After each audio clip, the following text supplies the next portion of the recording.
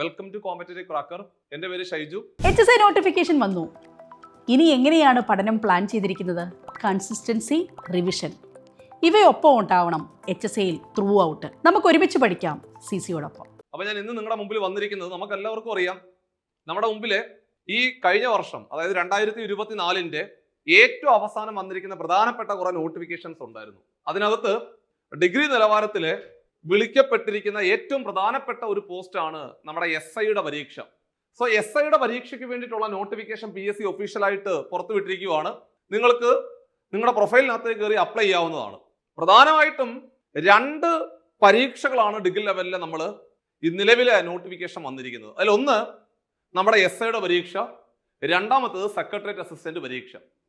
ഇനി അതേപോലെ തന്നെ നമ്മൾ പ്രതീക്ഷിക്കുന്ന കുറെ തസ്തികകളുണ്ട്. റേഞ്ച് ഫോറസ്റ്റ് ഓഫീസർ ഉൾപ്പെടെയുള്ള പ്രധാനപ്പെട്ട ഡിഗ്രി ലെവൽ പരീക്ഷകളൊക്കെ 2025 നമ്മൾ പ്രതീക്ഷിക്കുകയാണ്. അപ്പൊ നിലവിലെ നമ്മൾ ഇന്നത്തെ ഒരു ലൈവ് സെഷനും കൊണ്ട് ഉദ്ദേശിക്കുന്നത് നിങ്ങൾ SIയുടെ പരീക്ഷയ്ക്ക് വേണ്ടി തയ്യാറെടുക്കുന്ന ഉദ്യോഗാർത്ഥികളായിരിക്കാം. സോ SIയുടെ പരീക്ഷയ്ക്ക് വേണ്ടി തയ്യാറെടുക്കുമ്പോൾ പ്രധാനമായിട്ടും എന്തൊക്കെ കാര്യങ്ങളാണ് ശ്രദ്ധിക്കേണ്ടത്, എങ്ങനെയാണ് നിങ്ങൾ അടുത്ത ഒരു 4-5 മാസം മൂവ് ചെയ്യേണ്ടത് എന്നുൾപ്പെടെയുള്ള കംപ്ലീറ്റ് കാര്യങ്ങളും ഈ ഒരു വീഡിയോയ്ക്കകത്ത് തീർച്ചയായിട്ടും നിങ്ങൾക്ക് മനസ്സിലാക്കാൻ സാധിക്കും. ഒരു കാര്യം പ്രത്യേകം ശ്രദ്ധിക്കേണ്ടത്, വളരെ പ്രധാനപ്പെട്ട ഒരു നോട്ടിഫിക്കേഷൻ ആണ് SI എന്ന് പറഞ്ഞു കഴിഞ്ഞാൽ. നമുക്കറിയാം, നമ്മൾ ചെറിയ പ്രായം മുതലേ വലിയ ആഗ്രഹം ഉള്ള ഒരു ഇങ്ങനെ ഫോഴ്സിന്റെ കാറ്റഗറിയിലെ വലിയ ആഗ്രഹത്തോടുകൂടി നമ്മൾ എപ്പോഴും പ്രതീക്ഷിക്കുന്ന മറ്റൊരു തസ്തിക കൂടിയാണ് ഇത് ഈ SIയുടെ പരീക്ഷ എന്ന് പറഞ്ഞു കഴിഞ്ഞാൽ. സോ 2025 ജീവിതത്തിൽ വലിയ മാറ്റങ്ങൾ ഉണ്ടാക്കുവാൻ ഈ SIയുടെ നോട്ടിഫിക്കേഷൻ സാധിക്കട്ടെ എന്ന് ആത്മാർത്ഥമായിട്ട് പ്രാർത്ഥിച്ചുകൊണ്ട് നമുക്ക് കുറച്ച് പ്രധാനപ്പെട്ട കാര്യങ്ങളൊക്കെ ക്ലാസ്സിൽ ഒന്ന് പറഞ്ഞു തരാം. എടാ മക്കളെ, നമുക്ക് ഈ SI ആകണമെങ്കിൽ നമുക്ക് SI ആകണമെന്ന് ആഗ്രഹമുണ്ട്, 2 സ്റ്റാർ ഒക്കെ വെച്ച് നടക്കണമെന്ന് ആഗ്രഹമുണ്ട്. ഈ SI ആകണമെങ്കിൽ പ്രധാനമായിട്ടും 4 കടമ്പകളാണ് ഉള്ളത്. അതിൽ ഒന്നാമത്തത് നമ്മൾ പ്രിലിംസിന്റെ പരീക്ഷ എഴുതണം. ഡിഗ്രി നിലവാരത്തിലെ ഒരു പ്രിലിംസിന്റെ പരീക്ഷ PSC നടത്തും. അതാണ് ആദ്യത്തെ ഫേസ് എന്ന് പറഞ്ഞാല്. അതിനുശേഷം നമ്മൾ മെയിൻസിന്റെ പരീക്ഷ എഴുതുന്നു. അതിനുശേഷം നമ്മൾ ഫിസിക്കൽ ടെസ്റ്റിലേക്ക് നമ്മൾ പോകുന്നു. അതിനുശേഷം ഇന്റർവ്യൂ നടക്കുന്നു. ഏറ്റവും അവസാനം അഡ്വൈസ് വരുന്നു. ഇതാണ് ഒരു പ്രൊസീജിയർ എന്ന് പറഞ്ഞു കഴിഞ്ഞാല്. അപ്പോൾ SI എന്ന് പറയുന്ന പോസ്റ്റ് ആഗ്രഹിക്കുന്ന ഉദ്യോഗാർത്ഥികളായ നിങ്ങൾക്ക് വേണ്ടിയിട്ടുള്ള പ്രധാനമായിട്ടുള്ള 4 കടമ്പകൾ, കടന്നു പോകേണ്ട 4 കടമ്പകൾ: 1 പ്രിലിംസിന്റെ പരീക്ഷ, 2 മെയിൻസിന്റെ പരീക്ഷ, 3ാമത്തത് ഫിസിക്കൽ ടെസ്റ്റ്, 4ാമത്തത് ഇന്റർവ്യൂ ആണ്. കാര്യങ്ങൾ ഡീറ്റെയിൽഡ് ആയിട്ടൊക്കെ നമുക്ക് ക്ലാസ്സിൽ ഇത് പരിചയപ്പെടുത്താം. 1, SI എന്ന് പറയുന്ന ഈ ഒരു തസ്തിക പ്രധാനമായിട്ട് നമ്മൾ ഒരു പോലീസ് സ്റ്റേഷനിലേക്ക് പോകുമ്പോൾ അവിടെ ഒന്നിലധികം SIമാര് കാണാറുണ്ട്. നേരത്തെയൊക്കെ ആയിരുന്നെങ്കിൽ ആ SI ആയിരുന്നു അവിടുത്തെ സ്റ്റേഷൻ ഹൗസ് ഓഫീസർ, അതായത് SHO എന്ന് പറയും. പിന്നീട് നമ്മൾ കുറച്ച് വർഷങ്ങൾക്ക് മുമ്പാണ് അതിലെ കുറച്ച് മാറ്റങ്ങളൊക്കെ വരുത്തിയിട്ട് ഇൻസ്പെക്ടർ ലെവലിലുള്ള, അതായത് സർക്കിൾ ഇൻസ്പെക്ടർ ആണ് ഇപ്പോഴത്തെ SHO ആയിട്ട് ഓരോ സ്റ്റേഷനിലും ഇരിക്കുന്നത്. അപ്പൊ പ്രധാനമായിട്ടും ഒരു കാര്യം ഓർത്തിരിക്കേണ്ടത്, ഈ SI എന്ന് പറയുന്ന ഈ ഒരു പോസ്റ്റ് അല്ലെങ്കിൽ SI എന്ന് പറയുന്ന ഒരു തസ്തിക 2 തരത്തിലാണ് ഉള്ളത്. 1 സിവിൽ SI, നമ്മൾ സാധാരണ കാണുന്ന SI, സിവിൽ SI. രണ്ടാമത്തത് ആംഡ് ബറ്റാലിയൻ SI എന്ന് പറയുന്ന മറ്റൊരു തസ്തിക കൂടിയുണ്ട്. ഈ 2 തസ്തികകൾക്കും ഒരേ പരീക്ഷ തന്നെയാണ്, ഒരേ സിലബസ് ആണ്, ഒരേ രീതിയിൽ തന്നെയാണ് പ്രിപ്പയർ ചെയ്യേണ്ടത്, ഒരേ പോലെയാണ് എല്ലാ കാര്യങ്ങളും. അതുപോലെ പരിശീലനം നടക്കുന്നതും ഒരേപോലെ തന്നെയാണ്. ഇനി പ്രധാനമായിട്ട് ഓർത്തിരിക്കേണ്ട ഏറ്റവും വലിയ പ്രത്യേകത, ഈ സിവിൽ SIയുടെ പ്രത്യേകത, നമുക്ക് ആണുങ്ങൾക്കും പെണ്ണുങ്ങൾക്കും ഒരുപോലെ അപ്ലൈ ചെയ്യാം. അതാണ് പ്രത്യേകത. പക്ഷേ ആംഡ് ബറ്റാലിയൻ SI ആണെങ്കിൽ ജെൻസിന് മാത്രമേ അപ്ലൈ ചെയ്യാൻ പറ്റത്തുള്ളൂ, ആണുങ്ങൾക്ക് മാത്രമേ അപ്ലൈ ചെയ്യാൻ പറ്റത്തുള്ളൂ. അതാണ് പ്രധാനപ്പെട്ട ഒരു പ്രത്യേകത എന്ന് പറഞ്ഞാൽ. ഇത് 2 നിലവിൽ വിളിച്ചിട്ടുണ്ട്, 2ന്റെ നോട്ടിഫിക്കേഷൻ ഇപ്പോൾ ആക്റ്റീവാണ്. അതാണ് മറ്റൊരു പ്രത്യേകത. ഇനി ഈ ഒരു SIയുടെ പരീക്ഷ നമ്മളിപ്പോൾ എഴുതാൻ പോകുന്ന പ്രിലിംസിന്റെ പരീക്ഷയാണെങ്കിൽ അല്ലെങ്കിൽ മെയിൻസിന്റെ പരീക്ഷ ആയിക്കോട്ടെ, നിലവിൽ ആർക്കൊക്കെ എഴുതാം എന്ന് ചോദിച്ചാൽ, ഓപ്പൺ കാറ്റഗറിയിൽ പെട്ട ഉദ്യോഗാർത്ഥികൾ, ഓപ്പൺ കാറ്റഗറി എന്ന് പറഞ്ഞാൽ നമ്മളെ പോലുള്ള ഉദ്യോഗാർത്ഥികൾ, നമ്മൾ ഇതുവരെ ഒരു ലിസ്റ്റിനകത്തൊന്നും വന്നിട്ടില്ല, ഓപ്പൺ കാറ്റഗറിയിൽ പെട്ട ഉദ്യോഗാർത്ഥികളാണ് നമ്മൾക്ക് SIയുടെ പരീക്ഷ എഴുതാം. ഇനി മിനിസ്റ്റീരിയൽ ലെവലിലുള്ളവരും അതേപോലെ കോൺസ്റ്റബിളർ ലെവലിലുള്ളവർക്കും പരീക്ഷ എഴുതാം. അവരെ സമീപിച്ച് നോക്കുമ്പോൾ അവരുടെ ഉദ്യോഗ കയറ്റം പ്രതീക്ഷിച്ചുകൊണ്ടാണ് അവർ ആ പരീക്ഷ എഴുതുന്നത്. നിലവിലെ സർവീസിലിരിക്കുന്ന ഉദ്യോഗാർത്ഥികളെ വെച്ചുകൊണ്ടാണ് നമ്മൾ ആ 2 കാര്യങ്ങൾ പറഞ്ഞിരിക്കുന്നത്. അപ്പൊ നമ്മൾ ഓപ്പൺ കാറ്റഗറിയിൽപ്പെട്ട ഉദ്യോഗാർത്ഥിയാണ്, തീർച്ചയായിട്ടും നമുക്ക് സിവിൽ SIയുടെ പരീക്ഷയും എഴുതാവുന്നതാണ്. അതേപോലെ ആംഡ് ബറ്റാലിയൻ SIയുടെ പരീക്ഷയും എഴുതാവുന്നതാണ്. ഈ രണ്ട് പോസ്റ്റുകളും നിലവിലെ ലൈവായിട്ട് നോട്ടിഫിക്കേഷൻ വന്നിട്ടുണ്ടെന്നുള്ള കാര്യം കൂടി ഒരിക്കൽ കൂടി ഓർമ്മിപ്പിക്കുകയാണ്. ഇനി റാങ്ക് ലിസ്റ്റിന്റെ കാലാവധി ഒരു യൂണിഫോം പോസ്റ്റ് ആണ്. അപ്പൊ റാങ്ക് ലിസ്റ്റിന്റെ കാലാവധി 1 വർഷമാണ്. റാങ്ക് ലിസ്റ്റിന്റെ കാലാവധി പ്രത്യേകം ശ്രദ്ധിക്കണം, 1 വർഷമാണ്. അപ്പൊ സ്വാഭാവികമായിട്ടും 2 വർഷം കൂടുമ്പോൾ സ്വാഭാവികമായിട്ടും നമുക്ക് SIയുടെ പരീക്ഷകൾ വിളിക്കാവുന്നതാണ്. 2022 നോട്ടിഫിക്കേഷൻ വന്ന സമയത്തെ അന്ന് പ്രൊഡ്യൂസ് ചെയ്ത റാങ്ക് ലിസ്റ്റ് ആണ് നിലവിൽ ഓടിക്കൊണ്ടിരിക്കുന്നത്. 2023 നോട്ടിഫിക്കേഷൻ വന്നു. 2023 നോട്ടിഫിക്കേഷൻ വന്നതിന് ശേഷം പ്രിലിംസിന്റെ പരീക്ഷയും മെയിൻസിന്റെ പരീക്ഷയും കഴിഞ്ഞു. നമ്മൾ ഫിസിക്കൽ ടെസ്റ്റിന് വേണ്ടി വെയിറ്റ് ചെയ്തുകൊണ്ടിരിക്കുകയാണ്. സോ 2024 നമ്മുടെ മുമ്പിലേക്ക് SIയുടെ നോട്ടിഫിക്കേഷൻ വന്നു. സ്വാഭാവികമായിട്ടും 2025 പരീക്ഷ നടക്കുന്നു. 2026 റാങ്ക് ലിസ്റ്റ് നിലവിൽ വരും. ഇതാണ് ഒരു പാറ്റേൺ എന്ന് പറഞ്ഞാല്. അപ്പൊ നമ്മൾ 2024 നോട്ടിഫിക്കേഷന് വേണ്ടിയാണ് വെയിറ്റ് ചെയ്തത്. സോ നോട്ടിഫിക്കേഷൻ വന്നു. 2025 നമ്മുടെ പ്രിലിംസിന്റെ പരീക്ഷയും മെയിൻസിന്റെ പരീക്ഷയും നടക്കും. 2026 തുടക്കത്തോടു കൂടി നമ്മൾ ഫിസിക്കൽ ടെസ്റ്റ് കൂടി പ്രതീക്ഷിക്കുക. അല്ലെങ്കിൽ 2025 അവസാനം അല്ലെങ്കിൽ 2026 തുടക്കത്തോടു കൂടി നമുക്ക് ഫിസിക്കൽ ടെസ്റ്റും എക്സ്പെക്ട് ചെയ്യാം. സോ 2026 പകുതിയോടുകൂടി നമ്മുടെ ഈ പരീക്ഷയുടെ റാങ്ക് ലിസ്റ്റ് നിലവിൽ വരും. സോ 2026 നിലവിൽ വരുന്ന റാങ്ക് ലിസ്റ്റിലെ ആദ്യത്തെ 10 നമ്മുടെ പേരെത്തിക്കുക എന്നുള്ള വലിയൊരു ദൗത്യമാണ് നിങ്ങളുടെ മുമ്പിലുള്ളത്. സോ ആ ഒരു ദൗത്യം വളരെയധികം സൂക്ഷ്മതയോടുകൂടി നിങ്ങൾ എന്ത് ചെയ്യണം, മുമ്പോട്ട് നോക്കി കാണണം. വലിയൊരു പ്രതീക്ഷയാണ് നമ്മുടെ മുമ്പിലുള്ളത്. സോ ഈ ഒരു സാധ്യത പരമാവധി പ്രയോജനപ്പെടുത്തിക്കൊണ്ട് ഈ ഒരു പരീക്ഷയിൽ തന്നെ SI ആകുക എന്നുള്ള നിങ്ങളുടെ വലിയൊരു മോഹം തീർച്ചയായിട്ടും സാധ്യമാക്കിയെടുക്കാൻ സാധിക്കും. കുറച്ച് ദിവസങ്ങൾ നിങ്ങളുടെ മുമ്പിലുണ്ട്. കൃത്യമായിട്ട് ഫലപ്രദമായിട്ട് പ്രയോജനപ്പെടുത്തി എടുക്കുക എന്നുള്ളതാണ് അവിടെ ഓർത്തിരിക്കേണ്ടത്. സോ ഇനി ഏറ്റവും പ്രധാനപ്പെട്ട സംശയം ഒന്ന്, ആർക്കൊക്കെ ഈ പരീക്ഷ അപ്ലൈ ചെയ്യാൻ സാധിക്കും? ഏതൊരു ഡിഗ്രി ഉള്ള ഉദ്യോഗാർത്ഥിക്കും ഈ പരീക്ഷ അപ്ലൈ ചെയ്യാവുന്നതാണ്. അംഗീകൃത യൂണിവേഴ്സിറ്റിയിൽ നിന്നും ഏത് ഡിഗ്രി ആണെങ്കിലും കുഴപ്പമില്ല, BTech ആണെങ്കിലും കുഴപ്പമില്ല, അല്ലെ BSc ആണെങ്കിലും കുഴപ്പമില്ല, BCom ആണെങ്കിലും കുഴപ്പമില്ല, അല്ലെങ്കിൽ MBBS ആണെങ്കിലും കുഴപ്പമില്ല, എന്തെങ്കിലും ഒരു ഡിഗ്രി കിട്ടിയാൽ മതി. ഒരു അംഗീകൃത യൂണിവേഴ്സിറ്റിയിൽ നിന്നും ഏതെങ്കിലും ഒരു വിഷയത്തിലെ ഡിഗ്രി ഉള്ള ഉദ്യോഗാർത്ഥികൾക്ക് ഈ നിലവിൽ വന്നിരിക്കുന്ന SIയുടെ പരീക്ഷയ്ക്ക് നിങ്ങൾക്ക് അപ്ലൈ ചെയ്യാവുന്നതാണ് തീർച്ചയായിട്ടും. ഇനി വയസ്സ് 20-നും 31-നും ഇടയിലായിരിക്കണം. അതായത് 20 വയസ്സ് മുതൽ 31 വയസ്സ് വരെയുള്ള ഉദ്യോഗാർത്ഥികൾക്ക് ഈ പരീക്ഷയിലേക്ക് അപ്ലൈ ചെയ്യാവുന്നതാണ്. അതിനകത്ത് വയസ്സിൽ ഇളവുണ്ട്. അതായത് OBC കാറ്റഗറിയിൽപ്പെട്ട ഉദ്യോഗാർത്ഥികൾക്ക് 3 വർഷത്തെ ഇളവുണ്ട്. അതായത് 34 വയസ്സ് വരെ അപ്ലൈ ചെയ്യാവുന്നതാണ്. അതേപോലെ SC/ST കാറ്റഗറിയിൽപ്പെട്ട ഉദ്യോഗാർത്ഥികൾക്ക് 5 വർഷത്തെ ഇളവാണുള്ളത്.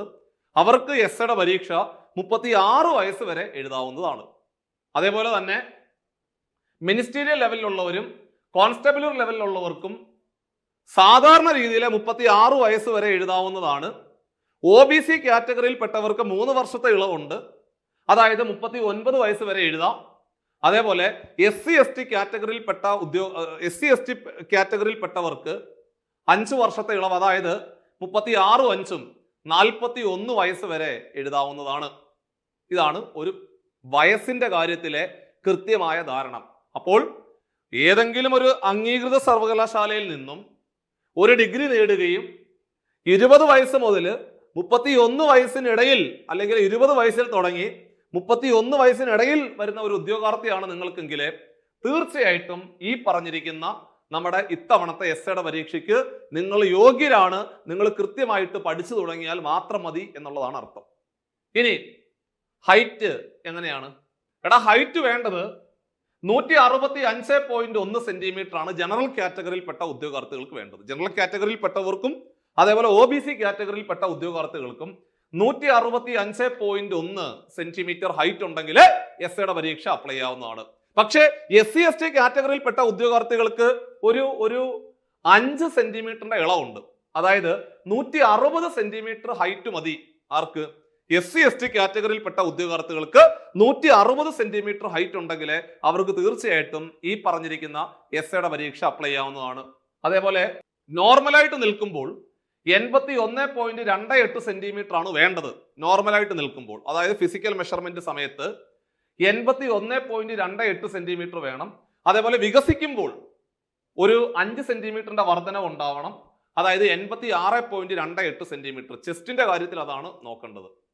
ഇനി പെൺകുട്ടികളുടെ കാര്യത്തിലേക്ക് വരുമ്പോൾ 160 സെന്റിമീറ്റർ ആണ് ഹൈറ്റ് വേണ്ടത്. SC/ST കാറ്റഗറിയിൽപ്പെട്ട ഉദ്യോഗാർത്ഥികൾക്ക് ഒരു 5 സെന്റിമീറ്ററിന്റെ കുറവ് മതി. അതായത് 155 സെന്റിമീറ്റർ ഉണ്ടെങ്കിൽ SC/ST കാറ്റഗറിയിൽപ്പെട്ട ഉദ്യോഗാർത്ഥികൾക്ക്, ഫീമെയിൽ ഉദ്യോഗാർത്ഥികൾക്ക് ഈ എസ്സയുടെ പരീക്ഷയ്ക്ക് തീർച്ചയായിട്ടും അപ്ലൈ ചെയ്യാവുന്നതാണ്. ഇനി വളരെ പ്രധാനപ്പെട്ട ഇൻഫോർമേഷനിലേക്ക് പോവുകയാണ്. എടാ മക്കളെ, ഈ ഒരു പോസ്റ്റിന്റെ ഏറ്റവും പ്രധാനപ്പെട്ട ഒരു പ്രത്യേകത എന്ന് പറഞ്ഞു കഴിഞ്ഞാൽ ഇതിന്റെ സാലറി സ്കെയിൽ തന്നെയാണ്. സാലറി സ്കെയില് 45,600 മുതൽ 95,600 വരെയാണ്. അതായത് ഒരു തുടക്കക്കാരനായ, അല്ലെങ്കിൽ നമ്മൾ ഈ അഡ്വൈസ് കിട്ടിയതിന് ശേഷം നമ്മൾ ട്രെയിനിങ്ങിലേക്ക് പോകുമ്പോൾ ആദ്യത്തെ മാസം നിങ്ങളുടെ കയ്യിലേക്ക് വരാൻ പോകുന്ന സാലറി എന്ന് പറഞ്ഞാൽ 45,600 എന്ന് പറയുന്ന ബേസിക് പേയും, അതേപോലെ നമുക്ക് ഹൗസ് റെന്റ് അലവൻസ് HRA ഉണ്ട്, അതേപോലെ DA ഉൾപ്പെടെ ഏകദേശം ഒരു 50,000 മേലെ, അതായത് 500,000 മേലെയാണ് നിങ്ങളുടെ തുടക്കത്തിലെ സാലറി എന്ന് പറഞ്ഞാൽ. അതാണ് ഏറ്റവും വലിയൊരു ഹൈലൈറ്റ് എന്ന് പറഞ്ഞാൽ. അത് തന്നെയാണ് SI എന്ന് പറയുന്ന പരീക്ഷ രണ്ട് രീതിയിലും, അധികാരത്തിന്റെ രീതിയിലാണെങ്കിലും അതേപോലെ സാലറിയുടെ രീതിയിലാണെങ്കിലും, അതായത് സാമ്പത്തികത്തിന്റെ രീതിയിലാണെങ്കിലും വളരെ അട്രാക്റ്റീവ് ആയിട്ടുള്ള ഒരു പോസ്റ്റാണ് SI എന്ന് പറയുന്ന പരീക്ഷ. പക്ഷേ ഈ പറഞ്ഞിരിക്കുന്ന ആദ്യത്തെ 4 കടമ്പകൾ കൃത്യമായിട്ട് കടന്നു പോകുന്ന ഒരു ഉദ്യോഗാർത്ഥിക്ക് തീർച്ചയായിട്ടും 2026 നിങ്ങൾക്ക് ആ ഒരു സുവർണ അവസരം കൃത്യമായിട്ട് പ്രതീക്ഷിക്കാവുന്നതാണ്. ഇനി നമ്മൾ കുറച്ചും കൂടെ ഡീറ്റെയിൽഡ് ആയിട്ട് കാര്യങ്ങൾ പറഞ്ഞു തരാം. അതായത് ഇനി നിങ്ങൾ ശ്രദ്ധിക്കുക, ഒന്നാമത്തെ കടമ്പ എന്താണ്? അതായത് നമ്മൾ ആദ്യം പ്രിലിംസിന്റെ പരീക്ഷ എഴുതണം അല്ലേ? ആദ്യം നമ്മൾ ചെയ്യേണ്ടത് പ്രിലിംസിന്റെ പരീക്ഷ എഴുതുക എന്നുള്ളതാണ് നമ്മുടെ ഒന്നാമത്തെ സ്റ്റേജ്. ഈ പ്രിലിംസിന്റെ പരീക്ഷ എന്നായിരിക്കും എന്നുള്ള കാര്യം കഴിഞ്ഞ ദിവസം PSC പറഞ്ഞു. എന്നായിരിക്കും? മെയ് മുതൽ ജൂൺ വരെയുള്ള ഒരു സമയം നമുക്ക് പ്രതീക്ഷിക്കാം. അതായത് മെയ്, ജൂൺ, ജൂലൈ ഈ ഒരു 3 മാസത്തിനിടയിൽ എപ്പോൾ വേണമെങ്കിലും പരീക്ഷ പ്രതീക്ഷിക്കാം. അതായത് ചുരുക്കി പറഞ്ഞാൽ ഒരു മെയ് മാസത്തിൽ പരീക്ഷ ഉണ്ടാകും എന്ന് കരുതി അങ്ങ് പഠിച്ചു തുടങ്ങിക്കും. അതായത് ജനുവരി മൊത്തം ഉണ്ട്, ഫെബ്രുവരി ഉണ്ട്, മാർച്ച് ഉണ്ട്, ഏപ്രിൽ ഉണ്ട്, അതേപോലെ മെയ് മാസത്തിൽ പരീക്ഷ നടക്കുന്നു. തീർച്ചയായിട്ടും നമ്മുടെ മുമ്പിലെ ഒരു 4 മാസത്തെ സമയമാണ് ഡിഗ്രി ലെവൽ പ്രിലിംസ് പരീക്ഷ. അതായത് SI സെക്രട്ടേറിയറ്റ് അസിസ്റ്റന്റ് ഉൾപ്പെടെയുള്ള ഡിഗ്രി ലെവൽ പ്രിലിംസ് പരീക്ഷയ്ക്കുള്ള കാലയളവ് എന്ന് പറഞ്ഞാല് 4 മാസമാണുള്ളത്. 4 മാസം എന്ന് പറഞ്ഞാല് 120 ദിവസമാണ് നിങ്ങളുടെ മുമ്പിലെ സമയമുള്ളത്. സോ ആ ഒരു പരീക്ഷ നടന്നതിന് ശേഷം നമുക്ക് പ്രൊഫൈലിനകത്തേക്ക് മെസ്സേജ് വരും. അവരൊരു കട്ട് ഓഫ് ഒക്കെ ഇട്ടിട്ട് ആ പ്രിലിംസിന്റെ പരീക്ഷ ക്ലിയർ ചെയ്ത ഉദ്യോഗാർത്ഥികൾക്ക് വീണ്ടും അടുത്ത സ്റ്റേജ് ആയിട്ട് മെയിൻസിന്റെ പരീക്ഷ PSC നടത്തും. അത് നമ്മൾ പ്രതീക്ഷിക്കുന്നത് ഓഗസ്റ്റ് മാസം മുതൽ ഒക്ടോബർ വരെയുള്ള കാലയളവാണ്. അതായത് മെയ് കഴിഞ്ഞാൽ, മെയ്യിൽ പരീക്ഷ കഴിഞ്ഞാൽ ജൂൺ, ജൂലൈ 2 മാസം കൂടെ കിട്ടും. സോ ഓഗസ്റ്റ് മാസം മുതൽ നമുക്ക് SIയുടെ മെയിൻ പരീക്ഷ പ്രതീക്ഷിക്കാവുന്നതാണ്. ഇതാണ് രണ്ടാമത്തെ സ്റ്റേജ്. ഇപ്പൊ പ്രിലിംസിന്റെ പരീക്ഷ എഴുതി ക്ലിയർ ചെയ്തു, മെയിൻസിന്റെ പരീക്ഷ എഴുതി ക്ലിയർ ചെയ്തു. അടുത്ത 3ാമത്തെ സ്റ്റേജ് എന്ന് പറഞ്ഞാല് ഫിസിക്കൽ ടെസ്റ്റ് ആണ്. സോ നിങ്ങൾ ഫിസിക്കൽ ടെസ്റ്റിന് വേണ്ടി ക്ലിയർ ചെയ്യണം. ഫിസിക്കൽ ടെസ്റ്റ് ക്ലിയർ ചെയ്യുക എന്ന് പറഞ്ഞു കഴിഞ്ഞാല് പ്രത്യേകം ശ്രദ്ധിക്കുക, ആദ്യം പ്രിലിംസിന്റെ പരീക്ഷ എഴുതി നമുക്ക് പ്രൊഫൈലിനകത്തേക്ക് മെസ്സേജ് വരുമ്പോൾ സ്വാഭാവികമായിട്ടും നമ്മൾ ഷോർട്ട് ലിസ്റ്റ് ചെയ്യപ്പെട്ടു എന്ന് മനസ്സിലായി. സോ നമ്മൾ മെയിൻസ് പരീക്ഷയ്ക്ക് വേണ്ടി തയ്യാറെടുക്കുന്നു. സോ മെയിൻസ് പരീക്ഷയിൽ നമ്മൾ വിജയിച്ചു കഴിയുമ്പോൾ സ്വാഭാവികമായിട്ട് വീണ്ടും നമുക്ക് പ്രൊഫൈലിനകത്തേക്ക് മെസ്സേജ് വരുന്നു, നമ്മൾ ഫിസിക്കൽ ടെസ്റ്റിലെ ഇൻവൈറ്റ് ചെയ്തിരിക്കുന്നു. സോ അടുത്ത സ്റ്റെപ്പ് എന്ന് പറഞ്ഞാൽ 3ാമത്തെ സ്റ്റേജ് എന്ന് പറഞ്ഞാൽ ഫിസിക്കൽ ടെസ്റ്റ് എന്നുള്ളതാണ്. സോ ഫിസിക്കൽ ടെസ്റ്റ് എന്ന് പറയുമ്പോൾ സാധാരണ നമ്മുടെ സിവിൽ പോലീസ് ഓഫീസർ അല്ലെങ്കിൽ സിവിൽ എക്സൈസ് ഓഫീസർ, അതേപോലെ ഫയർമാൻ ഉൾപ്പെടെയൊക്കെ ഉള്ള സാധാരണ നമ്മുടെ ഈ യൂണിഫോം തസ്തികകൾക്ക് വേണ്ടി നടത്തുന്ന അതേ പാറ്റേണില് അതേപോലെ തന്നെയുള്ള ഒരു ഫിസിക്കൽ ടെസ്റ്റ് ആണ് കണ്ടക്ട് ചെയ്യുന്നത്. ഇനി ഇത്തരം ടെസ്റ്റുകൾ നമ്മൾ 1 സ്റ്റാർ ഫിസിക്കൽ ടെസ്റ്റ് എന്നാണ് പറയുന്നത്. അതായത് നമുക്കറിയാം ആ ഫിസിക്കൽ ടെസ്റ്റ് നടക്കുമ്പോൾ അതിനകത്ത് 5 എണ്ണം ഉണ്ട്. സോറി 8 എണ്ണം ഉണ്ട്. ആ 8 എണ്ണത്തിൽ 5 എണ്ണമാണ് നമ്മൾ ക്ലിയർ ചെയ്യേണ്ടത്. 2 ഓട്ടോ ഉണ്ട്, അതേപോലെ 2 ചാട്ടം ഉണ്ട്, 2 വള്ളി പിടിച്ചുള്ള 2 കയറ്റം ഉണ്ട്, അതേപോലെ തന്നെ 2 എറിയലും ഉണ്ട്. അങ്ങനെ മൊത്തത്തില് 8 ഐറ്റത്തിലെ 5 എണ്ണമാണ് നമ്മൾ ക്ലിയർ ചെയ്യേണ്ടത്. അത് നമ്മൾ കുറച്ചുകൂടി ഡീറ്റെയിൽഡ് ആയിട്ട് ക്ലാസ്സിൽ പറഞ്ഞു തരാം. അപ്പൊ എന്തുകൊണ്ടാണ് ഇങ്ങനെ 1 സ്റ്റാർ എന്ന് പറയാനുള്ള കാരണം എന്ന് പറഞ്ഞു കഴിഞ്ഞാല് ഇത് അവർ പറയുന്ന ഒരു നിശ്ചിത സമയമുണ്ട്, അതിനുള്ളിൽ ക്ലിയർ ചെയ്താൽ മതി, അത്രേ ഉള്ളൂ. അതായത് 8 സെക്കൻഡിനുള്ളിൽ അല്ലെങ്കിൽ 13 സെക്കൻഡിനുള്ളിൽ ക്ലിയർ ചെയ്യേണ്ട ഒരു സാധനം ഉണ്ടെങ്കിൽ നിങ്ങൾ 10 സെക്കൻഡ് കൊണ്ട് ക്ലിയർ ചെയ്താലും 8 സെക്കൻഡ് കൊണ്ട് ക്ലിയർ ചെയ്താലും നിങ്ങളെ എല്ലാം ഒരുപോലെ തന്നെയാണ് പരിഗണിക്കുന്നത്. പക്ഷേ 2 സ്റ്റാർ ഫിസിക്കൽ ടെസ്റ്റ് എന്ന് പറയുന്ന മറ്റൊരു ടെസ്റ്റ് ഉണ്ട്. അത് നമ്മുടെ IRB ഉണ്ടല്ലോ, ഇന്ത്യ റിസർവ് ബറ്റാലിയൻ പോലീസ് കോൺസ്റ്റബിളിന്റെ ഈ പരീക്ഷയുടെ ഈ ഫിസിക്കൽ ടെസ്റ്റ് വരുന്ന സമയത്ത് നമ്മുടെ സമയം, അതായത് 100 മീറ്റർ ഓടേണ്ടത് 13 സെക്കൻഡ് കൊണ്ടാണെങ്കിൽ നിങ്ങൾ 8 സെക്കൻഡ് കൊണ്ടാണ് നിങ്ങൾ അത് ക്ലിയർ ചെയ്തതെങ്കിൽ നിങ്ങൾക്ക് 2 സ്റ്റാർ. അങ്ങനെ സ്റ്റാർ വെച്ചുകൊണ്ട് ഒരു വ്യക്തിയുടെ ഫിസിക്കൽ എഫിഷ്യൻസി ക്ലിയർ നോക്ക് മെൻഷൻ ചെയ്തിട്ട് ഏറ്റവും മികച്ചവൻ ആരാണോ അവനെയാണ് IRB പോലീസ് കോൺസ്റ്റബിൾ ആയിട്ട് തിരഞ്ഞെടുക്കുന്നത്. ഇത് അങ്ങനെയല്ല, ഇത് നമ്മൾ നിശ്ചിത സമയം കൊണ്ട് നമ്മൾ ക്ലിയർ ചെയ്ത് പോയാൽ മതി. ഇതാണ് നമ്മുടെ നമ്മുടെ SIയുടെ പരീക്ഷയ്ക്കുള്ള ഫിസിക്കൽ ടെസ്റ്റ് എന്ന് പറഞ്ഞാൽ 1 സ്റ്റാർ ഫിസിക്കൽ ടെസ്റ്റ് ആണെന്നുള്ള കാര്യം കൂടി ഓർത്തിരിക്കണം. ഇനി അങ്ങനെ നമ്മൾ ഫിസിക്കൽ ടെസ്റ്റും ക്ലിയർ ചെയ്ത് കഴിയുമ്പോൾ നമുക്ക് എന്തിനു വിളിക്കും? അവര് ഇന്റർവ്യൂവിന് വിളിക്കും. സോ ഇന്റർവ്യൂ എന്ന് പറഞ്ഞു കഴിഞ്ഞാൽ നമുക്കൊരു അതിന്റെ മാർക്ക് എന്ന് പറഞ്ഞാൽ 20 മാർക്കാണെങ്കിലും ഒരു 11 മുതൽ 13 മാർക്ക് വരെ എല്ലാ ഉദ്യോഗാർത്ഥികൾക്കും കിട്ടും. അതൊരു വലിയ പ്രശ്നമേ അല്ല. അതായത് നിങ്ങൾക്ക് റിട്ടേൺ എക്സാമിലെ ചെറിയൊരു വേരിയേഷൻ വന്നിട്ടുണ്ടെങ്കിൽ 1-1.5 മാർക്ക് കൊണ്ടോ ഇവിടെ കയറി പിടിക്കാവുന്നതാണ്. വലിയൊരു വ്യത്യാസം ഒന്നും ഉണ്ടാവത്തില്ല. എന്നിരുന്നാലും ഉറപ്പായിട്ട് ഒരു 11 മാർക്ക് കിട്ടാം. 11 മാർക്ക് ഉറപ്പായിട്ട് ഷുവറായിട്ട് കിട്ടും. സോ 13 വരെയൊക്കെ പോകാറുണ്ട്. അങ്ങനെ നമ്മൾ ഇന്റർവ്യൂവും കഴിഞ്ഞ് കഴിയുമ്പോൾ സ്വാഭാവികമായിട്ടും അതിനുശേഷമാണ് റാങ്ക് ലിസ്റ്റ് നിലവിൽ വരുന്നത്. ആ റാങ്ക് ലിസ്റ്റ് നിലവിൽ വരുമ്പോൾ ഓരോ ടേൺ അനുസരിച്ച്, ഇപ്പൊ നമുക്കറിയാം റിസർവേഷൻ ടേണുകളുണ്ട്, ആ ടേണുകൾ അനുസരിച്ച് ഉദ്യോഗാർത്ഥികൾക്ക് PSC അഡ്വൈസ് അയക്കുന്നു. ആ അഡ്വൈസ് കഴിഞ്ഞതിന് ശേഷം ഇത്ര ദിവസത്തിനുള്ളിലെ വീണ്ടും നമുക്ക് അപ്പോയിന്റ്മെന്റ് ഓർഡർ അയക്കുന്നു.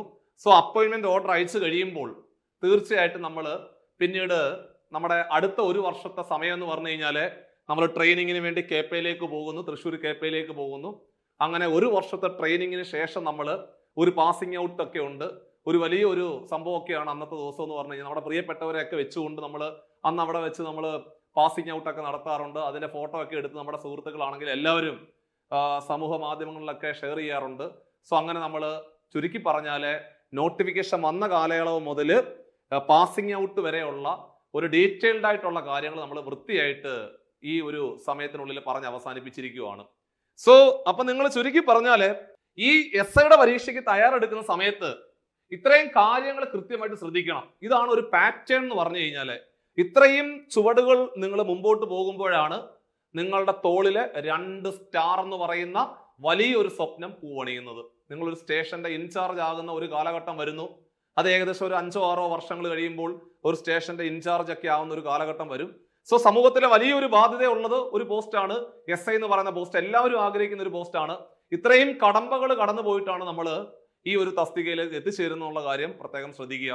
ഇനി നമ്മുടെ ജെൻസിന്റെ കാര്യത്തിലേക്ക് വരുമ്പോൾ, ആൺകുട്ടികളുടെ കാര്യത്തിലേക്ക് വരും, ബോയ്സിന്റെ കാര്യത്തിലേക്ക് വരുമ്പോൾ പ്രധാനമായിട്ട് നമുക്ക് 8 ഫിസിക്കൽ ടെസ്റ്റുകളാണ് ക്ലിയർ ചെയ്യേണ്ടത്. ആ 8 എണ്ണത്തിൽ 5 എണ്ണം ക്ലിയർ ചെയ്താൽ മതി, ഏതെങ്കിലും 5 എണ്ണം ക്ലിയർ ചെയ്താൽ മതി. അതിൽ ഒന്നാമത്തെ നമുക്കറിയാം 100 മീറ്റർ ഓട്ടോ ആണുള്ളത്. 14 സെക്കൻഡ് കൊണ്ട് നമ്മൾ അത് ക്ലിയർ ചെയ്താൽ മതി. 14 സെക്കൻഡ് കൊണ്ട് ക്ലിയർ ചെയ്താൽ മതി. ഇപ്പൊ നിങ്ങൾ 8 സെക്കൻഡ് കൊണ്ട് ക്ലിയർ ചെയ്താലും അല്ലെങ്കിൽ 10 സെക്കൻഡ് കൊണ്ട് ക്ലിയർ ചെയ്താലും എല്ലാം ഒരേപോലെ തന്നെയാണ് പരിഗണിക്കുന്നത്. അതുകൊണ്ടാണ് നമ്മൾ ആദ്യം പറഞ്ഞത് ഇത്തരം ഫിസിക്കൽ ടെസ്റ്റുകൾ നമ്മൾ 1 സ്റ്റാർ ഫിസിക്കൽ ടെസ്റ്റുകൾ എന്നാണ് പറയുന്നത്. അപ്പോൾ ഒന്നാമത്തെന്ന് പറഞ്ഞു കഴിഞ്ഞാൽ 100 മീറ്റർ ഓട്ടം നമ്മൾ 14 സെക്കൻഡ് കൊണ്ട് ക്ലിയർ ചെയ്യുക എന്നുള്ളതാണ് ഒന്നാമത്തെ ടാസ്ക്. അതാണ് ഒന്നാമത്തത്. രണ്ടാമത്തത് പിന്നെ ഹൈ ജമ്പും പിന്നെ ലോങ് ജമ്പും ആണ്. ഹൈ ജമ്പ് ഹൈറ്റ് ഒക്കെ അവിടെ പറഞ്ഞിട്ടുണ്ട്, ലോങ് ജമ്പിന്റെ ഹൈറ്റും പറഞ്ഞിട്ടുണ്ട്. അതിനുശേഷമാണ് നമ്മുടെ ഷോർട്ട് പുട്ട് വരുന്നത്. ഷോർട്ട് പുട്ട് ഒക്കെ പെട്ടെന്ന് കിട്ടുന്ന ഒരു ഇതാണ്. 7 കിലോഗ്രാം ആണ് നമുക്ക് വെയിറ്റ് വരുന്നത്. നമുക്ക് വെയിറ്റ് വരുന്നത് 7 കിലോഗ്രാം ആണ്. സോ അത് 609 സെന്റിമീറ്റർ, അതായത് ഏകദേശം 6 മീറ്ററിന് അപ്പുറത്തേക്ക് എറിഞ്ഞെടുക്കുക എന്നുള്ളതാണ് ഷോർട്ട് പുട്ടിന്റെ അവസ്ഥ. ഷോർട്ട് പുട്ട് കഴിഞ്ഞാൽ പിന്നെ ക്രിക്കറ്റ് ബോൾ ത്രോ ആണ്. സോ വലിയൊരു ഈ കൈയൊക്കെ എല്ലാവർക്കും തെറ്റിപ്പോകാൻ സാധ്യതയുള്ള കൃത്യമായ പരിശീലനത്തോടെ മാത്രം ക്രാക്ക് ചെയ്യാൻ പറ്റുന്ന ഒരു ഫിസിക്കൽ ടെസ്റ്റ് ആണ് ഈ ക്രിക്കറ്റ് ബോൾ ത്രോ എന്ന് പറയുന്ന സാധനം. അത് ഏകദേശം എത്ര മീറ്റർ ആണ് അത് എറിയേണ്ടത്? ഏകദേശം ഒരു 60 മീറ്റർ എറിഞ്ഞു മാറേണ്ട ഒരു വലിയൊരു മീൻസ് സാധാരണ പെട്ടെന്ന് ക്രാക്ക് ചെയ്യാൻ പറ്റാത്തൊരു ഇതാണ്. അത് കൃത്യമായ പരിശീലനത്തോടെ നമുക്ക് ക്രാക്ക് ചെയ്യാൻ സാധിക്കും. അതാണ് മറ്റൊരെണ്ണം. പിന്നെ വരുന്നത് റോപ്പ് ക്ലൈംബിംഗ് ആണ്. അത് കൈ മാത്രം ഉപയോഗിച്ചുകൊണ്ട് നമ്മൾ ഇവർ പറഞ്ഞിരിക്കുന്ന എത്ര മീറ്റർ ആണ്, അതായത് 3 മീറ്റർ മേപ്പോട്ട് നമ്മൾ ക്ലൈംബ് ചെയ്യുക എന്നുള്ളതാണ്. കൈ മാത്രം വെച്ചുകൊണ്ടാണ് ക്ലൈംബ് ചെയ്യേണ്ടത്. അവിടെ കാൽ ഉപയോഗിക്കാൻ പാടില്ല, കാൽ ഉപയോഗിച്ചാൽ ഫൗൾ ആണെന്നൊക്കെ ഉള്ള കാര്യം അറിയാം. അതൊക്കെ നമ്മൾ ഡീറ്റെയിൽ ആയിട്ട് പിന്നീട് സംസാരിക്കാം. പിന്നെ ഉള്ളത് പുള്ളപ്പ് അല്ലെങ്കിൽ ചിന്നിങ് ആണ്. ഏറ്റവും അവസാനം 1500 മീറ്ററിന്റെ ഓട്ടമാണ്. 1500 മീറ്ററിന്റെ ഓട്ടം 5 മിനിറ്റ് 4 സെക്കൻഡിനുള്ളിൽ കവർ ചെയ്യണം. ഇത്രയും ടാസ്കുകളാണ് നമുക്കുള്ളത്. ഇതാണ് ഫിസിക്കൽ ടെസ്റ്റിന്റെ ജെൻസിന്റെ കാര്യത്തിലുള്ളത്. അപ്പൊ ഇനി അടുത്തതായിട്ട് പെൺകുട്ടികളുടെ കാര്യത്തിലേക്ക് വരുമ്പോൾ ഈ പറഞ്ഞിരിക്കുന്ന 8 ഫിസിക്കൽ ടെസ്റ്റുകളാണ് നമ്മൾ ക്ലിയർ ചെയ്യേണ്ടത്. 8 എണ്ണത്തിൽ 5 എണ്ണം ക്ലിയർ ചെയ്യണം. ഇവിടെ നമ്മൾ ഫിസിക്കൽ ടെസ്റ്റിന് പോകുന്ന സമയത്ത് മെഡിക്കൽ ഫിറ്റ്നസ് സർട്ടിഫിക്കറ്റ് കൂടി നമ്മൾ അവിടെ പ്രൊഡ്യൂസ് ചെയ്യേണ്ടതായിട്ടുണ്ട്. അതൊക്കെ ആ ഒരു സമയമാകുമ്പോൾ കൃത്യമായിട്ട് നിങ്ങൾക്ക് മനസ്സിലാക്കാൻ സാധിക്കും. സോ ഇവിടെ 200 മീറ്റർ ഓട്ടം ഉണ്ട്, അതുപോലെ ബോൾ ത്രോ ഉണ്ട്, 14 മീറ്ററിന്റെ ബോൾ ത്രോ ഉണ്ട്, ഷട്ടിൽ റേസ് എന്ന് പറയുന്ന പുതിയൊരു സാധനം ഉണ്ട്, അതുപോലെ സ്കിപ്പിംഗ് ഉണ്ട്. ഇത്രയും ഇത് 8 എണ്ണത്തിനകത്ത് 5 എണ്ണമാണ് നമ്മൾ ക്ലിയർ ചെയ്യേണ്ടത്. ഇനി സ്വാഭാവികമായിട്ടും നമ്മളെ സമീപിച്ച് നോക്കുമ്പോൾ എന്താണ് ഇനിയുള്ള ദിവസങ്ങൾ, എങ്ങനെയാണ് പ്രിപ്പയർ ചെയ്യേണ്ടത്, എന്താണ് ഒരു SI എന്നുള്ള കാര്യം നോട്ടിഫിക്കേഷൻ മുതൽ ആ പാസിംഗ് ഔട്ട് ഡേ വരെയുള്ള കംപ്ലീറ്റ് കാര്യങ്ങൾ നമ്മൾ ഒരു വീഡിയോക്കകത്ത് കൃത്യമായിട്ട് പറഞ്ഞു തന്നിട്ടുണ്ട്. ഇനി എങ്ങനെയാണ് പഠിക്കേണ്ടത്, ഏതൊക്കെ മേഖലകൾ കേന്ദ്രീകരിച്ചുകൊണ്ട് പഠിക്കണം, സ്വാഭാവികമായിട്ടും വലിയ സംശയമാണ്. എടാ ഇനിയുള്ള ഓരോ ദിവസങ്ങളും നിങ്ങളെ സമീപിച്ച് നോക്കുമ്പോൾ ഏകദേശം 120 ദിവസത്തെ സമയമാണ് ഉള്ളത്. ആ 120 ദിവസം കൃത്യമായിട്ട് ഫലപ്രദമായിട്ട് പ്രയോജനപ്പെടുത്തി എടുക്കുക എന്നുള്ള വലിയൊരു ദൗത്യമാണ് നമ്മുടെ മുമ്പിലുള്ളത്. സോ ഇത് പരിഹരിച്ചുകൊണ്ട് നമ്മൾ സ്വാഭാവികമായിട്ട് നിങ്ങൾക്ക് തനിയെ പഠിക്കാൻ പറ്റുമോ എന്ന് ചോദിച്ചു കഴിഞ്ഞാൽ തനിയെ പഠിക്കാൻ പറ്റും, ഇല്ലെന്നല്ല. പക്ഷേ കൃത്യമായ ഒരു ഗൈഡൻസ് ഉണ്ടെങ്കിൽ ഒരു ലിമിറ്റഡ് സമയം കൊണ്ട് നമുക്ക് ഈ പറഞ്ഞിരിക്കുന്ന വാസ്റ്റായിട്ട് കിടക്കുന്ന വലിയൊരു സിലബസ് ക്ലിയർ ചെയ്യാൻ സാധിക്കും. അപ്പോൾ നമുക്ക് 2 ഓപ്ഷനാണുള്ളത്. ഒന്നുകിൽ നിങ്ങൾക്ക് സ്വന്തമായിട്ടിരുന്ന് പഠിക്കാം. സ്വന്തമായിട്ടിരുന്ന് പഠിക്കുമ്പോൾ ഉള്ള പ്രധാനപ്പെട്ട വെല്ലുവിളി എന്ന് പറഞ്ഞു കഴിഞ്ഞാൽ കൃത്യമായ ഗൈഡൻസ്, എന്താണ് പഠിക്കേണ്ടത്, എങ്ങനെയാണ് പഠിക്കേണ്ടത്, പരീക്ഷകൾ, അതുപോലെ മോഡൽ എക്സാമുകൾ, OMR എക്സാമുകൾ, മെന്റർഷിപ്പ്, ഇതൊന്നും നിങ്ങൾക്ക് കിട്ടത്തില്ല. സ്വാഭാവികമായിട്ടും ഇത്തരം വലിയ പരീക്ഷകൾക്ക് തയ്യാറെടുക്കുമ്പോൾ കൃത്യമായ ടൈം ടേബിൾ അറേഞ്ച് ചെയ്തുകൊണ്ട് കൃത്യമായി പരീക്ഷ എഴുതി ഓരോ ദിവസങ്ങളും ഫലപ്രദമായിട്ട് പ്രയോജനപ്പെടുത്തി എടുക്കുകയാണെന്നുണ്ടെങ്കിൽ 2026 വരുന്ന നമ്മുടെ റാങ്ക് ലിസ്റ്റിനകത്ത് തീർച്ചയായിട്ടും ആദ്യത്തെ 10-നകത്ത് നമ്മുടെ പേരുണ്ടാകും. അപ്പോൾ നമ്മൾ കോമ്പറ്റേറ്റീവ് ക്രാക്കറിലെ പുതിയൊരു ബാച്ച് സ്റ്റാർട്ട് ചെയ്യുവാണ്. വരാൻ പോകുന്ന SIയുടെ പരീക്ഷയ്ക്ക് വേണ്ടിയിട്ട് പരമാവധി ഉദ്യോഗാർത്ഥികളെ റാങ്ക് ലിസ്റ്റിനകത്തേക്ക് എത്തിക്കുക എന്നുള്ള വലിയൊരു മിഷന്റെ ഭാഗമായിട്ട് നമ്മൾ പുതിയ ബാച്ച് SIക്ക് വേണ്ടി മാത്രമായിട്ട് പുതിയൊരു ബാച്ച് സ്റ്റാർട്ട് ചെയ്യിക്കുവാണ്. സോ SIയുടെ പരീക്ഷയ്ക്ക് വേണ്ടിയിട്ട് ആദ്യമായിട്ട് നടക്കാൻ പോകുന്ന പ്രിലിംസിന്റെ പരീക്ഷ ഏറ്റവും ഭംഗിയായിട്ട് പരമാവധി ഉദ്യോഗാർത്ഥികളെ ആ ഷോർട്ട് ലിസ്റ്റിനകത്തേക്ക് എത്തിക്കുക, അല്ലെങ്കിൽ നമ്മുടെ ഈ പ്രിലിംസിന്റെ പരീക്ഷ ക്ലിയർ ചെയ്യിക്കുക എന്നുള്ള വലിയൊരു ദൗത്യത്തിന്റെ ഭാഗമായിട്ട് നമ്മൾ പുതിയ ബാച്ചുകൾ സ്റ്റാർട്ട് ചെയ്തിട്ടുണ്ട്. സോ ആ ബാച്ചുകളുടെ പ്രത്യേകത ഇങ്ങനെയാണ്. അതായത് നമ്മൾ കൃത്യമായിട്ട് ടൈം ടേബിൾ അറേഞ്ച് ചെയ്തുകൊണ്ട് ഓരോ ദിവസങ്ങളും എന്തൊക്കെയാണ് പഠിക്കേണ്ടതെന്നുള്ള കാര്യം കൃത്യമായിട്ട് പറയും. ഏതൊക്കെ പരീക്ഷകളാണ് എഴുതേണ്ടത്, എങ്ങനെയൊക്കെയാണ് നിങ്ങൾക്ക് മെന്റർഷിപ്പ് കിട്ടുന്നത് എന്നുൾപ്പെടെയുള്ള കംപ്ലീറ്റ് കാര്യങ്ങൾ ചെറിയൊരു വ്യൂവിൽ നമുക്ക് നോക്കാം. ഇവിടെ മക്കളെ നമ്മൾ 1ാമത്തെ ദിവസത്തിലേക്ക് കടക്കുമ്പോൾ 1ാമത്തെ ദിവസത്തിലെ കേരള ഹിസ്റ്ററി എന്ന് പറയുന്ന ഒരു പോർഷനിലേക്ക് പോവാം. കേരള ഹിസ്റ്ററിയിലെ ഏറ്റവും പ്രധാനപ്പെട്ട ഭാഗം എന്ന് പറഞ്ഞു കഴിഞ്ഞാൽ യൂറോപ്യന്മാരുടെ വരവെന്ന് പറയുന്ന ഒരു ഭാഗമാണ്. അതിന്റെ 1ാമത്തെ പാർട്ട്. അതേപോലെ യൂറോപ്യന്മാരുടെ വരവിനകത്തെ മൾട്ടിപ്പിൾ ചോയ്സ് ക്വസ്റ്റ്യൻ, മുൻ വർഷങ്ങളിലെ PSC ഡിഗ്രി ലെവൽ നിലവാരത്തിൽ ചോദിച്ചു മാറിയ എല്ലാ ചോദ്യങ്ങളും നമ്മൾ ആ ഒരു ദിവസം കൃത്യമായിട്ട് പഠിപ്പിച്ച് ഇറക്കും. അപ്പോൾ നിങ്ങൾ നോക്കിയേ, അപ്പൊ കേരള ഹിസ്റ്ററി കഴിഞ്ഞു. അതായത് 1ാമത്തെ ദിവസം കേരള ഹിസ്റ്ററി എന്ന് പറയുന്ന ആ വലിയൊരു പോർഷന്റെ ഏറ്റവും പ്രധാനപ്പെട്ട ഭാഗമായ യൂറോപ്യന്മാരുടെ വരവെന്ന് പറയുന്ന ഭാഗത്തിനകത്തുനിന്നുള്ള ആ ഒരു കംപ്ലീറ്റ് ടോപ്പിക്കും പഠിച്ചു. അതുപോലെ അതുമായിട്ട് ബന്ധപ്പെട്ടുകൊണ്ട് PSC ചോദിച്ചു മാറിയ എല്ലാ ചോദ്യങ്ങളും ക്ലാസ്സിൽ പരിചയപ്പെടുത്തുവാണ്. അതിനകത്ത് മൾട്ടിപ്പിൾ ചോയ്സ് മാത്രമല്ല, സ്റ്റേറ്റ്മെന്റ് രൂപത്തിൽ PSC ചോദിച്ചു മാറിയ എല്ലാ ചോദ്യങ്ങളും നിങ്ങൾക്ക് അവിടെ പരിചയപ്പെടാൻ സാധിക്കും. അത് മാത്രമല്ല, ഈ ഒരു ടോപ്പിക്കുമായിട്ട് ബന്ധപ്പെട്ടുകൊണ്ട് NCERT ലെവൽ വരെയുള്ള കംപ്ലീറ്റ് കാര്യങ്ങളും നിങ്ങൾക്ക് അവിടുന്ന് കിട്ടും. സോ ചെറിയ ഭാഗങ്ങളാണെങ്കിലും ഒരുപാട് കാര്യങ്ങൾ പഠിക്കാനുണ്ട്. അപ്പൊ ഈ നമ്മളെ സംബന്ധിച്ച് നോക്കുമ്പോൾ നമ്മൾ ഒരാളായിട്ടിരുന്ന് പഠിക്കുവാണെങ്കിൽ നമ്മൾ എന്തെല്ലാം സോഴ്സുകൾ തപ്പിപ്പോണം. സോ അതൊന്നും സാധ്യമല്ലെന്നുള്ളതല്ല, പക്ഷെ അതൊക്കെ വൈഡായിട്ട് സമയം പോകുന്ന ഒരു പരിപാടിയാണ്. നമ്മുടെ മുമ്പിലേക്ക് ഗൈഡ് ചെയ്യാൻ ഒരാളുണ്ടെങ്കിൽ പെട്ടെന്ന് നമ്മുടെ വഴി ഭയങ്കര സ്മൂത്ത് ആയിരിക്കും. സോ അതുകൊണ്ട് സാധ്യതകൾ പരമാവധി പ്രയോജനപ്പെടുത്തിക്കൊണ്ട് മുമ്പോട്ട് പോകുക എന്നുള്ളതാണ് അവിടെ ചെയ്യേണ്ടത്. നിങ്ങൾ നോക്കിയേ, ആ ഡേ 1 തന്നെ നമ്മൾ IT അല്ലെങ്കിൽ കമ്പ്യൂട്ടറിനകത്തേക്ക് കടന്നു പോയിട്ട് ബേസിക്സ് ഓഫ് കമ്പ്യൂട്ടർ എന്ന് പറയുന്ന ഒരു ഭാഗം കൂടി അന്നത്തെ ക്ലാസ്സിൽ പഠിക്കുന്നു. അത്രയും പഠിച്ചു കഴിയുമ്പോൾ സ്വാഭാവികമായിട്ടും നമ്മൾ ആ ഒരു ഭാഗം അവിടെ അവസാനിപ്പിക്കുകയാണ്. ഇനി തൊട്ടടുത്ത ദിവസം 2ാമത്തെ ദിവസത്തിലേക്ക് വീണ്ടും വന്നു. എന്നിട്ട് 1ാമത്തെ ദിവസം നമ്മൾ ആ ഒരു ടോപ്പിക്കുമായിട്ട് ബന്ധപ്പെട്ടുകൊണ്ട് നമ്മൾ മോഡൽ എക്സാമുകൾ കണ്ടക്ട് ചെയ്യുന്നുണ്ട്. ആ മോഡൽ എക്സാമുകൾ സ്ഥിരമായിട്ട് നിങ്ങൾ കണ്ടക്ട് ചെയ്യുന്ന ആ മോഡൽ എക്സാമുകൾ എഴുതി നോക്കുമ്പോൾ നിങ്ങൾ പഠിച്ച കാര്യത്തിലെ എത്രത്തോളം നിങ്ങൾക്ക് ഗ്രാസ്പ് ചെയ്യാൻ സാധിച്ചിട്ടുണ്ടെന്നുള്ള കാര്യം അറിയാൻ സാധിക്കും. അതായത് പരീക്ഷകൾ എഴുതുമ്പോൾ മാത്രമേ നമ്മൾ എത്രത്തോളം പഠിച്ചത് നമുക്ക് ഫലപ്രദമായിട്ട് അത് ഇംപ്ലിമെന്റ് ചെയ്യാൻ സാധിച്ചിട്ടുണ്ട് എന്ന് കൃത്യമായിട്ട് അറിയാൻ സാധിക്കത്തുള്ളൂ. അപ്പൊ അതുകൊണ്ട് 2ാമത്തെ ദിവസത്തിലേക്ക് നമ്മൾ കടക്കുമ്പോൾ ഇവിടെ മക്കളെ കേരള ഹിസ്റ്ററിയിലെ തിരുവിതാംകൂർ ചരിത്രം എന്ന് പറയുന്ന പാർട്ട് 1, പാർട്ട് 2, പാർട്ട് 3, പാർട്ട് 4 ഇത്രയും കാര്യങ്ങൾ പഠിക്കുന്നു.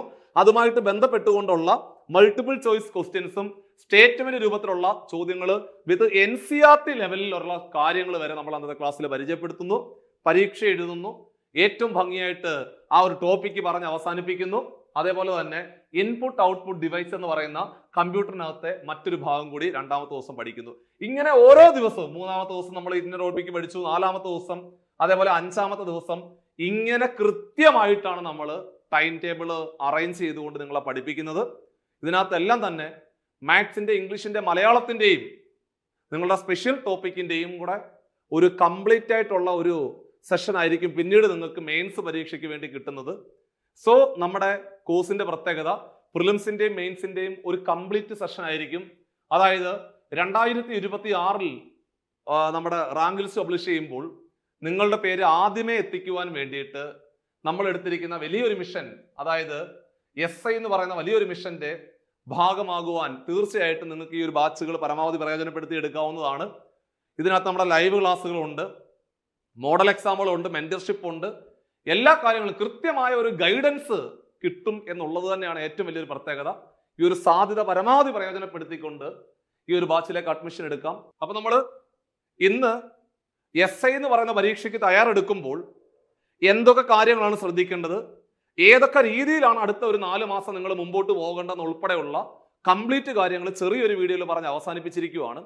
സോ ഈ ഒരു വീഡിയോയോടുകൂടി നിങ്ങൾക്ക് കൃത്യമായ ഒരു ഗൈഡൻസ് അടുത്ത പരീക്ഷയ്ക്ക് കിട്ടും എന്നുള്ള കാര്യത്തിൽ ഒരു തർക്കവും ഇല്ല. സോ വീഡിയോ ഇഷ്ടപ്പെട്ടുവെങ്കിൽ തീർച്ചയായിട്ടും നമ്മുടെ ചാനൽ സബ്സ്ക്രൈബ് ചെയ്യുക. സോ പരമാവധി ഉദ്യോഗാർത്ഥികൾക്ക് നിങ്ങളുടെ ഫ്രണ്ട്സിലേക്ക് ഷെയർ എത്തിക്കുക. അടുത്ത ഒരു ഇൻട്രസ്റ്റിംഗ് സെഷനുമായിട്ട് നമുക്ക് വീണ്ടും കാണാം. So take care.